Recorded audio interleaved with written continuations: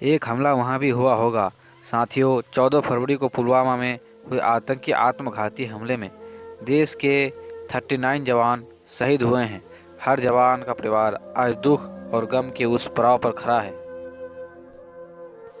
जिसकी भरपाई शायद ही कभी की जा सके। लेकिन इसी बीच देश के कोने कोने से शहीदों के परिवार की हमें कई ऐसी कहानियाँ मिल रही है जो दिल को झकझोर कर रख देने वाली है। इसी बीच हमें हमारे ही एक पाठक ने ऐसी कहानी हमें भेजी है जिसे पढ़कर हमें लगा कि ये कहानी देश के हर उस व्यक्ति तक पहुंचना आवश्यक है जो देश से प्यार करता है और देश के लिए मर मिटने को तैयार है। आप सभी पाठकों से बस हमारा यही अनुरोध है कि अगर आपके दिल को हमारी ये कहानी थोड़ा सा भी छू जाए तो कृपया इस कहानी को शेयर कर देश के घर घर तक पहुंचाने का कष्ट करें। एक हमला वहाँ भी हुआ होगा। आज भी फ़ोन नहीं किया, मैं बात ही नहीं करूँगी।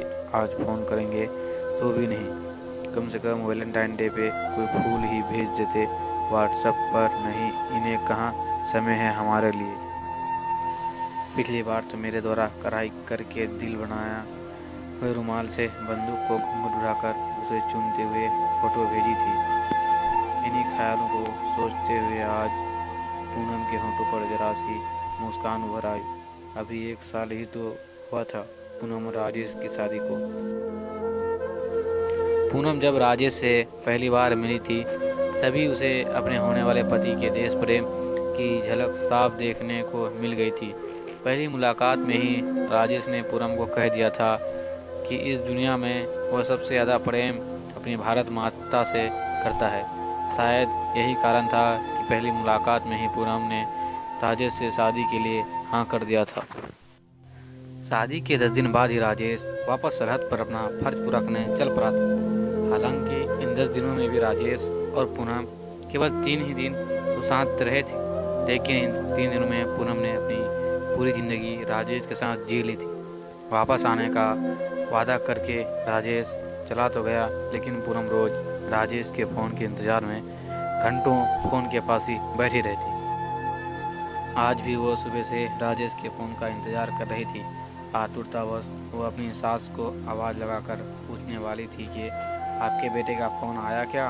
तभी याद आया कि ससुर जी घर पर है, तो मुन्ने को सुलाकर धीरे से अपने कमरे से निकलकर सासू माँ के कमरे की तरफ बढ़ी।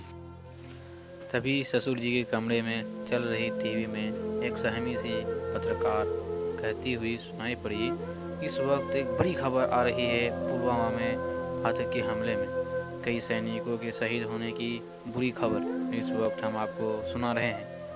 ये शब्द उसके कानों में पड़ने के बाद सब कुछ इस तरह सुन्न पड़ गया मानो उसके कानों में कोई ग्रेनेड फट गया हो।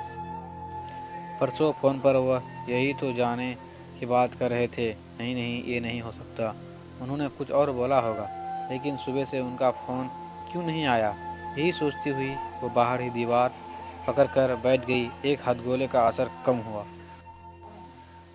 और धुंधलका छटा तो ससुर जी के फ़ोन के लाउडस्पीकर पर बार बार आवाज़ आ रही थी, the number you are trying to call is either switch off out of the service area.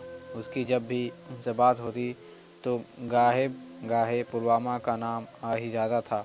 फिर से आंखों के सामने अंधेरा छाने लगा। थोड़ी देर बाद उसने हिम्मत करके ससुर जी के कमरे का द्वार हल्का सा खोल दिया। वो इस तरह पीट करके बैठे, कभी फ़ोन तो कभी टीवी का देख रहे थे। तभी तीसरा विस्फोट हुआ। समाचार चैनल का लाइव संवाददाता घटनास्थल की रिपोर्ट दे रहा था और वो तभी उसकी नज़र एक बंदूक पर पड़ी जिस पर एक खून से सना सफ़ेद रुमाल पड़ा था, जिस पर दिल का निशान देखते ही वो धड़ाम से गिर पड़ी। साथियों, पुलवामा में हुए आतंकी हमले से हम सबका मन आघात है। आज हम सभी देशवासियों के मन में इस हमले को लेकर आक्रोश है, लेकिन सिर्फ आक्रोश से काम नहीं चलेगा। देश प्रेम की आग आज देश के हर व्यक्ति तक पहुंचने की आवश्यकता है। इस कहानी के माध्यम से हमारा उद्देश्य आपको शहीद के एक परिवार से रूबरू करवाने का था।